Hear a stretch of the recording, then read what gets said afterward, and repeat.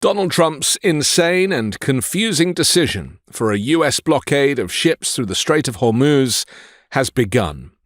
The collapse of the latest round of talks between the U.S. and Iran highlighted a familiar pattern in one of the world's most persistent geopolitical standoffs.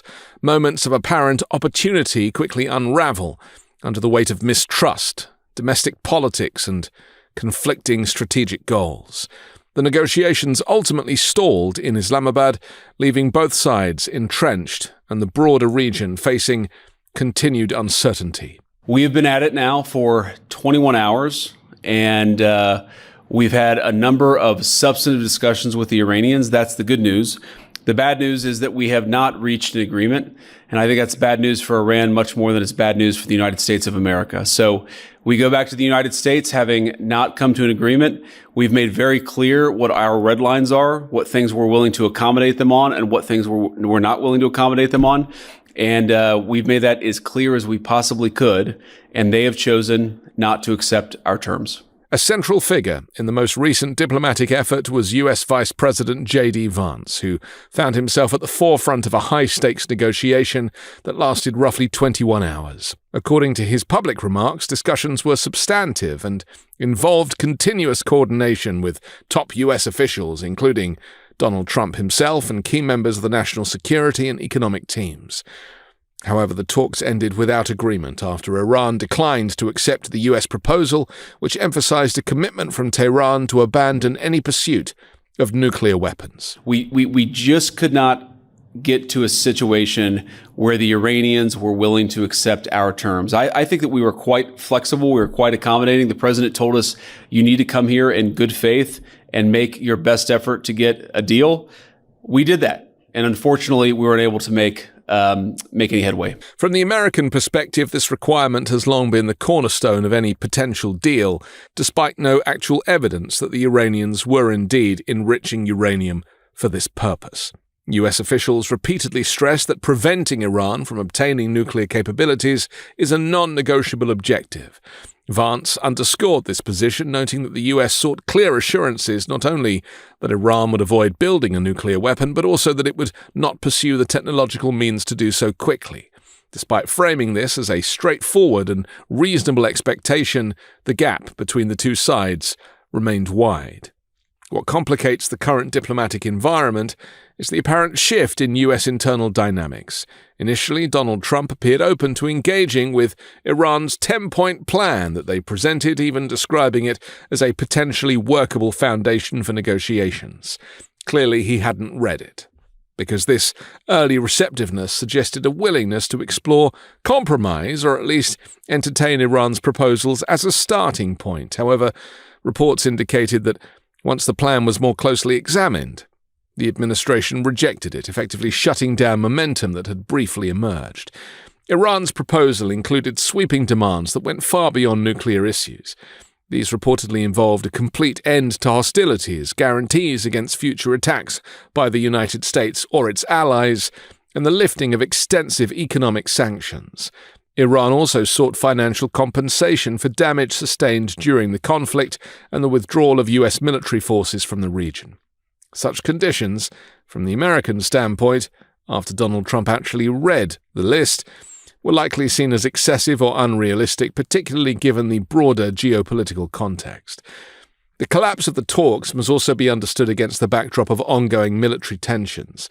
The negotiations took place shortly after a fragile 2-week ceasefire had been announced, and while the pause in hostilities created an opening for dialogue, it didn't resolve underlying issues, including ongoing regional conflicts and mutual distrust. Even as diplomats met, military activity continued, with naval movements in strategic waterways and ongoing clashes involving regional proxies. This environment makes sustained diplomacy extremely difficult. Both sides are negotiating not only with each other, but also with domestic audiences and regional allies. For the United States, maintaining a strong stance against Iran's nuclear ambitions is politically and strategically important. For Iran, demonstrating resistance to external pressure is equally critical, particularly given its internal political landscape and historical experiences with Western intervention.